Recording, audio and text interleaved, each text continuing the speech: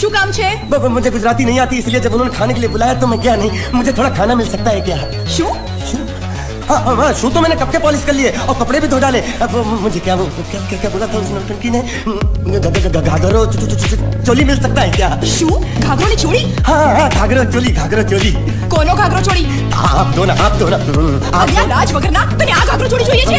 જોઈએ છે। बाप रे! अगर आपको एतराज ना हो तो मैं अपने आप ले लेता हूँ। या आप મામા કાકા જલ્દી આવો, જલ્દી આવો, પપ્પા જલ્દી આવો।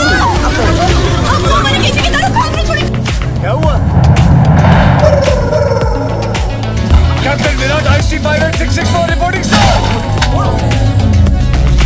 सर पीछे मुड़िए, turn.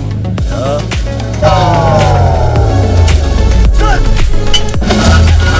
IC pilot 664 captain Virat reporting sir. Virat yes sir, IC pilot